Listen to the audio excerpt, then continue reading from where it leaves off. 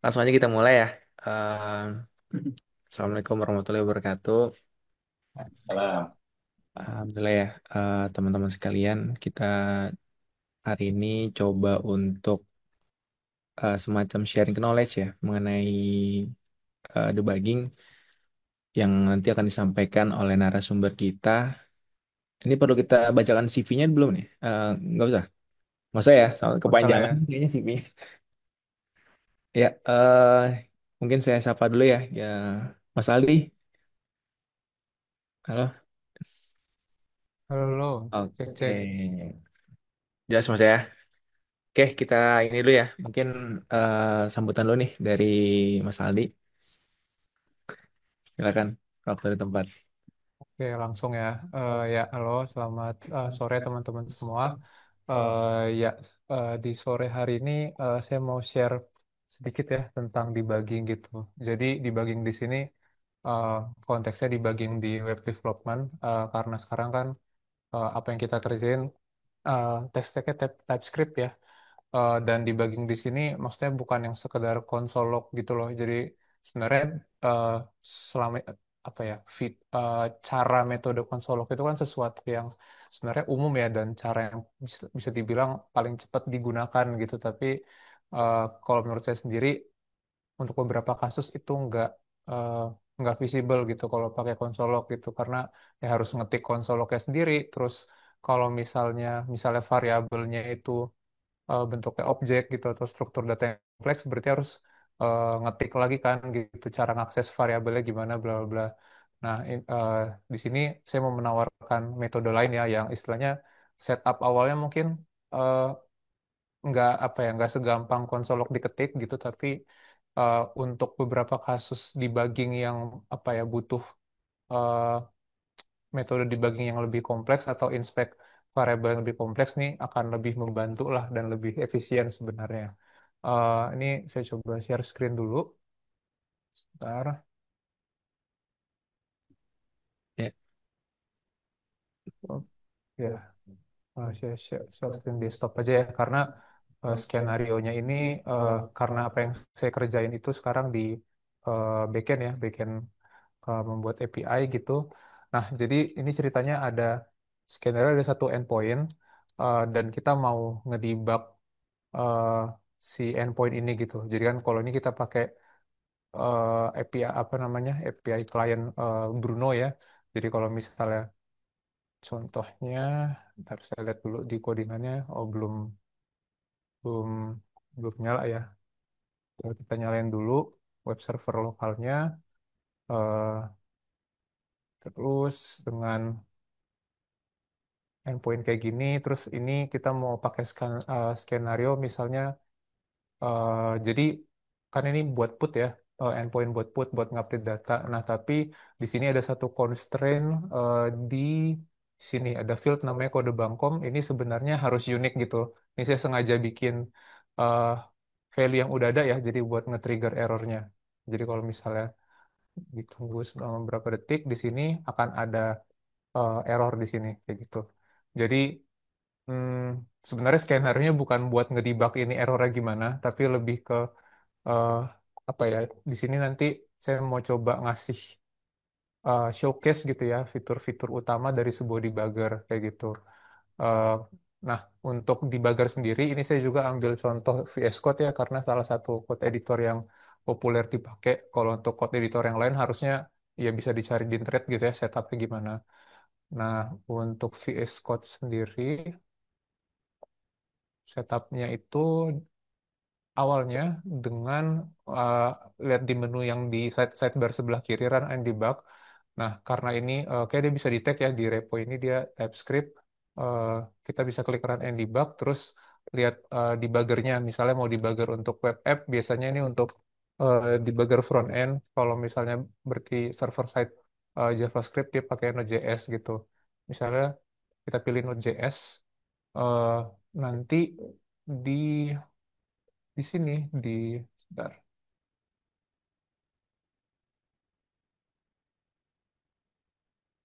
Oh sorry, harus create ini dulu, create launch JSON file dulu untuk repo misalnya ini kan reponya Muslim Bangkom ya. Terus untuk Node.js, Nah, ini akan keluar semacam konfliknya gitu untuk debuggernya. Ini nanti disimpannya di dalam yang folder utamanya, tapi di folder .vs Code. Di sini bisa diubah sih, misalnya type-nya Node atau misalnya memakai JS runtime yang lain. Terus misalnya eh, untuk output filesnya, misalnya mau di mana gitu. Kalau misalnya ini saya ambil contoh, oh kok sorry kalau yang di kasus ini kan pakai Next.js ya. Kalau misalnya dicari di internet sebenarnya udah ada dari Next.js sendiri udah kasih config-nya, config yang lebih optimize lah buat Next.js. Misalnya karena Next.js itu full stack application, jadi ada config-nya masing-masing buat debug buat server side, buat client side tapi pakai Firefox gitu-gitu udah lengkap di sini tinggal di Kopas gitu. Ini saya pakai yang udah recommended dari JS aja ya gitu.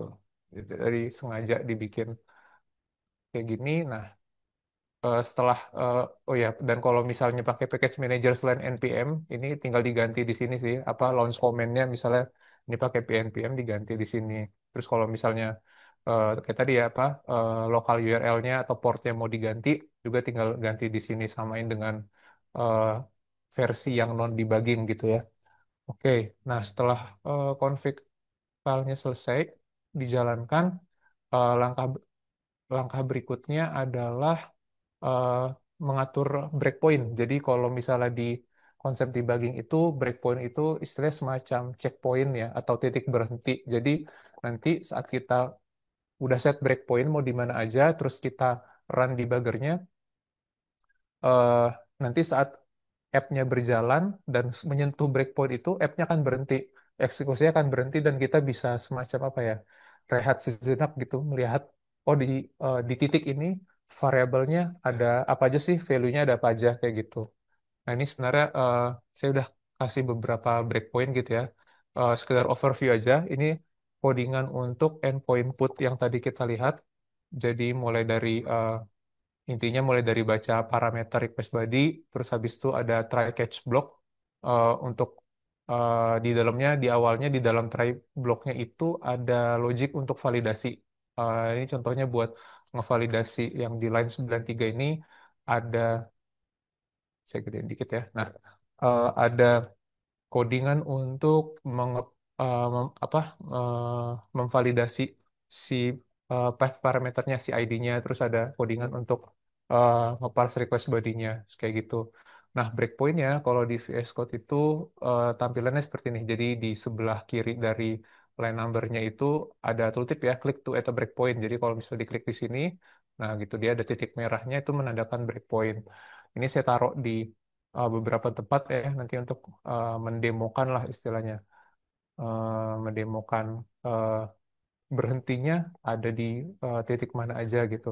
Nah, kalau misalnya udah diklik gitu breakpointnya di mana aja, nanti bisa dilihat di sini run and debug di bawah gitu di section yang breakpoints di sini untuk melihat breakpoint yang udah kita taruh ada di mana aja. Jadi kalau mau diedit breakpointnya atau mau dihapus breakpointnya atau mau hapus semua misalnya buat clear ya udah selesai debuggingnya bisa dilakukan di sini kayak gitu. Nah, eh, setelah tadi ya file config-nya sudah, breakpoint-nya juga sudah, kita bisa klik di sini di atas start debugging. Sebenarnya mirip sih tampilannya ya dengan yang di terminal kan, di terminal juga sama ya dengan seandainya kita tidak pakai debugger, tampilannya sama. Nah, tapi nanti tampilan yang pentingnya ada di sini di debug console. Dan ada tambahan toolbar di atasnya gini ya, yang nanti istilah semacam playback-nya nanti untuk mengatur proses debuggingnya. Nah, ini kan app-nya sudah jalan ya. Kita balik dulu ke yang Bruno tadi, API client, terus kita jalankan. Oke, masuk di, Ceritanya portnya itu dia di port 3001 oh, oke oke, karena yang Makasih Pak 3000 tadi udah dipakai. Oke ya, berarti oh iya ya, ini sorry, ini di close dulu, terus jalanin ulang. Oke, makasih Pak Oke, ini portnya di 3000. Kita lihat ke Riba Console, terus kita balik lagi ke API kliennya. Nah, dia otomatis. Jadi kalau misalnya sudah menyentuh breakpoint, kayak tadi kelihatan ya, otomatis dia langsung window fokusnya ganti ke code editor kembali dan eh, masuk ke endpoint apa breakpoint pertama. Nah, ini kan dari put di sini jalannya ke bawah, kita masuk ke sini. Nah, tapi saat dia masuk ke yang di sini line 86 ini yang bagian sini yang request body, yang waktu assignment request body-nya ini dia belum dijalankan. Jadi kalau misalnya kita coba cek di sini ya, di eh, di variablesnya di sini, si variable request body ini nggak ada. Nah, kalau di VS Code sendiri, kita bisa inspect variabelnya di sini. Misalnya contohnya untuk blok di dalam put-nya gitu ya, di dalam function put ini ada apa aja sih variabelnya yang sudah di-assign ya sejauh ini. Oh, berarti udah ada ID, ada this juga untuk menandakan si eh, kelasnya inilah istilahnya gitu ya. Lalu ada local variable juga, eh, local variable dari function ini ya, ada request sama params bisa diinspect di sini. Eh, Kalau misalnya dia bentuknya objek atau suatu kelas dari sebuah kelas atau dari sebuah package itu bisa dicek semua sih fungsinya apa aja gitu ya.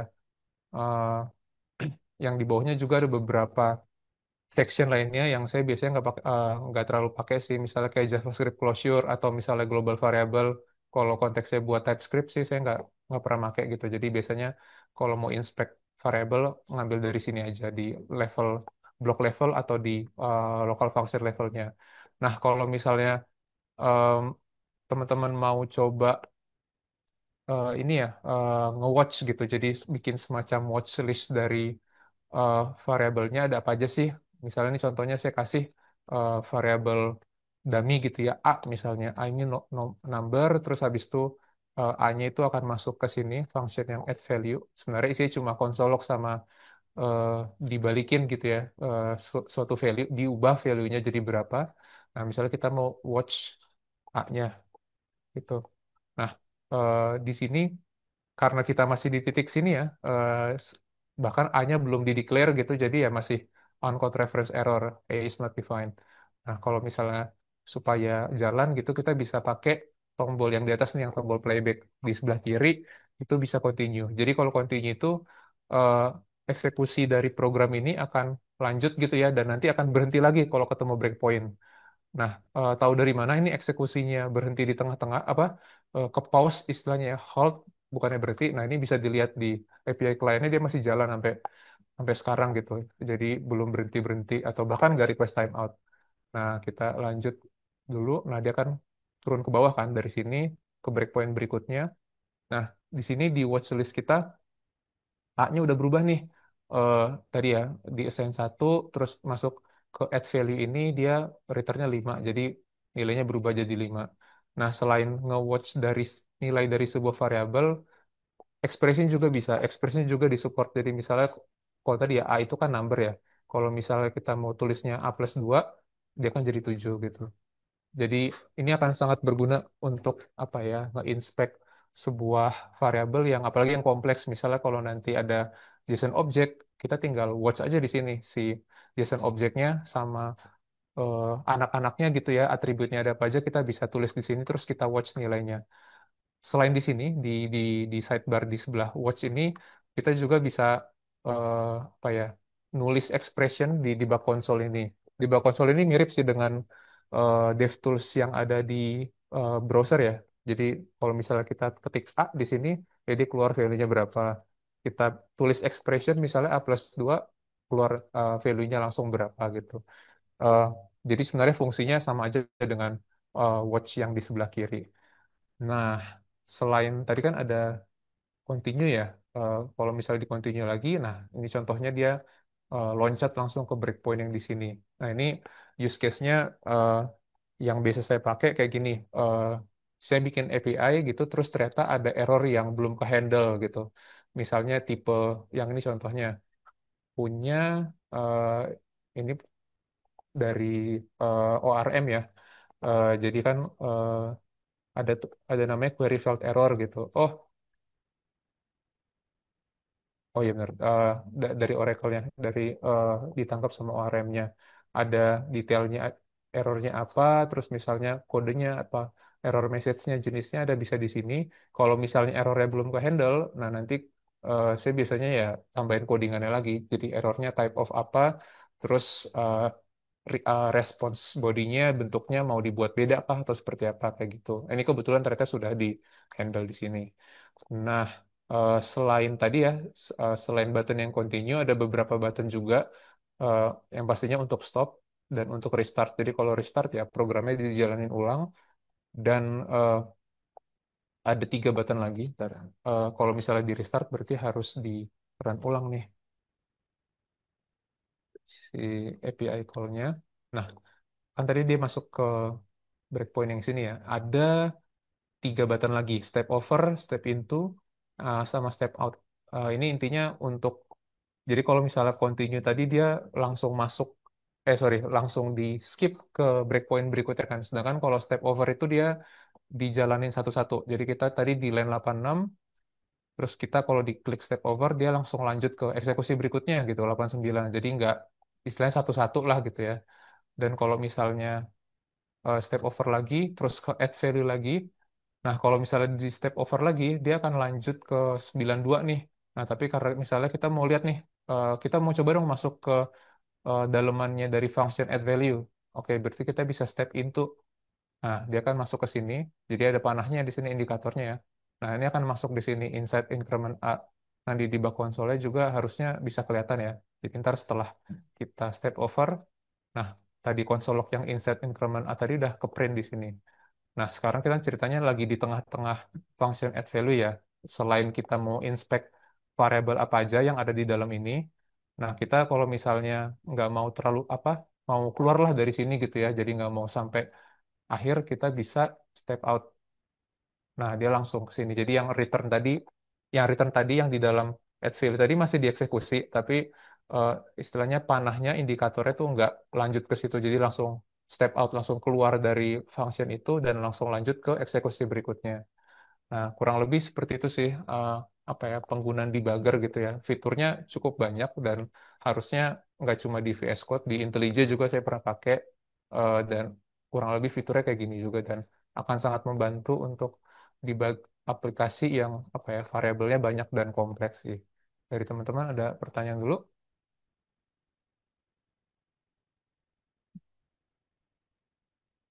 Oke bang. Jujur kalau dari saya sih baru tahu juga ya fungsi dari breakpointnya juga kan itu buat ngebantu banget nih.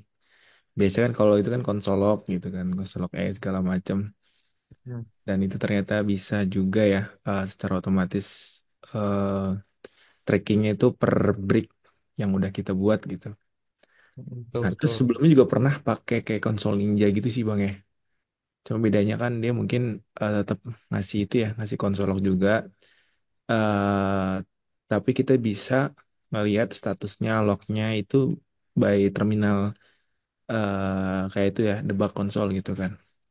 Hampir sama sih, cuman kita bisa lihat di kalau nggak salah ya apa ya tadi ya blok-blok variabel sama di watch itu juga bisa kita customize ya value yang kita dapetin sebagainya gitu. Oke, oke, kayak konsepnya sama ya.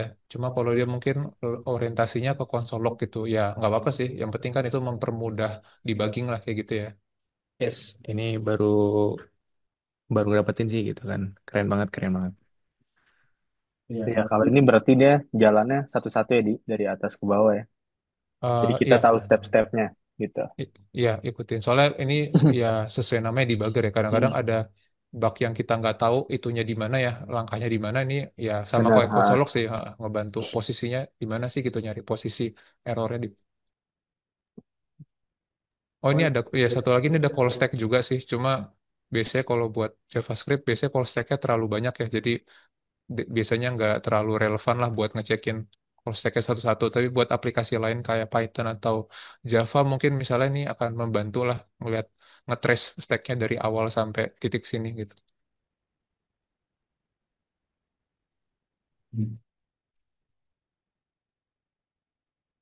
Ya ada ya terkait pertanyaan. launch Iya. JSON-nya itu mungkin nanti bisa di-share ya untuk eh, s- konfigurasi debug launch JSON yang Oh spesifik iya, untuk Next.js. iya. Saya bisa Hmm, kasih di hmm, chat dulu nih Pak Di. hmm, ya. Hmm. Ya, menarik sih cara ini karena kalau kita punya case yang mungkin biasanya sih bugs ya. Kadang kita output dari fungsi yang kita bikin kok nggak sesuai dengan requirement yang kita maksud. Cuman kita pengen tahu itu di mana masalahnya. Nah, untuk menelusuri alur-alur dan segala macam, kalau pakai konsol log berarti kan kita harus merunning berulang-ulang. Dan itu mungkin untuk proses eh, yang kompleks itu akan take time ya. Tapi kalau menggunakan debugging seperti ini, mungkin cukup sekali proses, lalu kita bisa bolak-balik nih terkait dengan alurnya nih, bisa naik turun ke bawah, tadi kan step into, step out, segala macam itu bisa diutilisasi itu. Ya, kita bisa lihat alur real pada saat dieksekusi itu kemana-mana nih, kemana saja cabang-cabangnya, sesuai nggak dengan algoritma yang sudah kita bikin itu, eh, alur eksekusinya itu sudah sesuai atau belum, yang akhirnya menandakan bahwa ada masalah atau tidak dari fungsi yang kita buat. Karena sering case-nya kan kita udah buat codingan jadi, tapi begitu dites kok outputnya beda gitu ya, nggak seperti yang diharapkan. Nah, yang ini kayaknya bisa cukup membantu dengan cara seperti ini. Karena kalau menggunakan konsol log kan berarti kita full eksekusi kan, sudah jadi outputnya semua. Lalu kemudian akhirnya kita bikin jadi menggantikan breakpoint itu dengan konsol log gitu kan. Dikonsolin di suatu titik atau suatu baris, muncul nggak? Kalau nggak muncul berarti nggak lewat ke situ. Atau kalau muncul tapi value-nya nggak sesuai, eh, berarti nggak lewat situ. Tapi akhirnya kan kita harus mengeksekusi berulang-ulang dengan refresh lagi atau reward lagi. Dan mungkin nggak efisien kalau untuk debugging cache yang rumit. Nah, ini mungkin bisa menjadi alternatif kalau kita ngedebug suatu bugs yang nggak perlu melakukan pengulangan um, di proses yang berulang-ulang, akan lebih efisien dengan cara debugging seperti ini.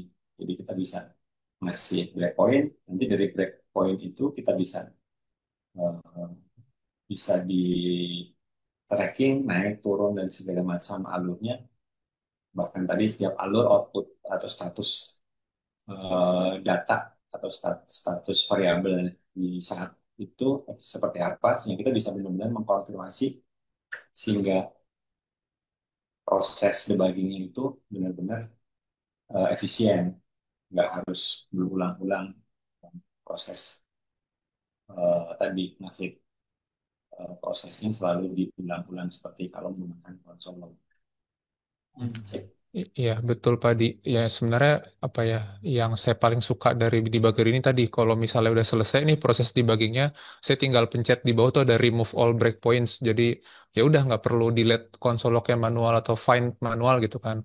Terus kedua, eh ya tadi kalau misalnya yang kita mau debug itu misalnya bentuknya JSON object yang kompleks beranak gitu, eh biasanya tuh kalau dulu saya awalnya konsol log doang kan. Oh, ternyata tipenya objek-objek gitu kan. Berarti JSON gitu. Oh, harus di JSON stringify, terus harus diketik manual gitu ya field-fieldnya. Oh, apalagi kalau levelnya udah jauh ke bawah itu udah ribet. Jadi buat saya kayak apa ya, nanti proses ngapusnya pun akan berat apa lama lagi gitu. Jadi emang lebih apa ya, buat saya pribadi sih lebih enak kalau pakai debugger ini buat ngedebug yang kayak gitu. Karena kadang-kadang saat ngedebug, oh ternyata ada field yang saya nggak tahu nih, tiba-tiba ada aja field yang namanya baru. Nah itu bisa dengan mudah diinspek di sini juga. Hmm. Ya. Hmm. Ya, karena kebetulan semuanya kan pakai stack Next.js ya. Mungkin nanti launch JSON-nya bisa di-sharing dan eh, bisa dipasang di semua repo-nya, biar itu nanti bisa dipakai untuk di running debat di masing-masing IDE yang dipakai ya. Oke, oke. Itu sebenarnya apa spesifik ke VS Code doang, Pak Di. Cuma harusnya nggak apa-apa, nanti saya share aja sih. Nah, ya kan nanti di situ VS Code sendiri kan dia ada dot folder sendiri kan, dot folder VS Code. Ya, ya. Kemarin saya Ya exclude dari, nggak masalah. saya ignore sih. Oke, oke. Nggak masalah. Maksudnya setidaknya ada apa, konfigurasi launch JSON yang kita taruh di source code. Masalah nanti mereka pakai itu di mana gitu kan. Setidaknya sudah tersedia di situ daripada nyari-nyari lagi gitu. Oke, kalau gitu saya commit aja ya, berarti ya di repo-nya. Iya, Oke. iya nggak apa-apa.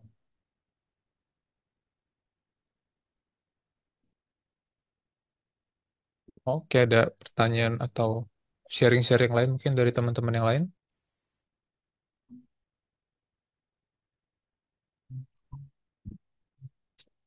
Ya, kayaknya itu nanti dia bisa coba tuh praktekin biar Iya, Bang. konsol log di aplikasi bisa mulai dikurangin tuh biar lebih bersih aja nih coding. Oke, oke. Tapi itu kalau di Ya, satu file itu bisa beberapa function ya, Mas Aldi, kalau debugnya. Bisa, bisa. Soalnya breakpoint itu dipasangnya nggak cuma di satu file, jadi di satu repo itu pun bisa dipasangin semua. Jadi kalau misalnya kita mau ngecek eksekusi yang sifatnya loncat ke file ini, ke file ini, ke kelas ini tuh bisa bisa dilacak di situ. Oh, oh. Mungkin jaringannya kali ya. Oke, mungkin teman-teman juga yang masih gunain konsolok nih, apalagi konsolok browser nih, cocok banget nih, bisa gunain konsolok via VS Code seperti yang disimulasikan tadi gitu. Mungkin Bang Dika ada ini, Bang Dika, ada tambahan Bang Dika?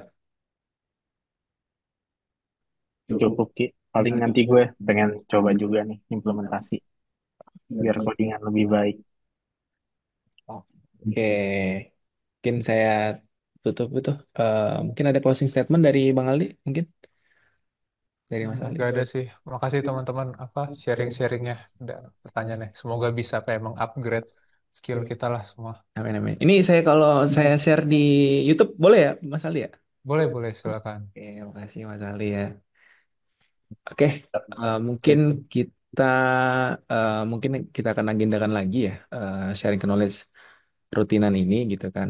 Nah, bagi teman-teman juga yang menonton khususnya nanti kalau emang ada semacam isu atau permasalahan lain itu bisa diisi di kolom komentar gitu kan, agar kita bisa mungkin sambil sharing-sharing knowledge gitu. Mungkin itu aja ya yang bisa saya pandu sebagai moderator. Apabila ada kesalahan kata, saya ucapkan mohon maaf dan terima kasih buat teman-teman yang sudah menonton. Jangan lupa like and share, komen kalau bisa gitu. Ya, mungkin sampai situ aja. Terima kasih semuanya. Assalamualaikum. thank you semuanya. Eh, Oke, kita Ayo. Padi. lanjutkan Assalamualaikum. ngodingnya masing-masing. Saya tutup ya. Thank you semuanya. Hmm, Selamat akhir pekan, tetap ngoding. Itu dugem fashion apaan Ki?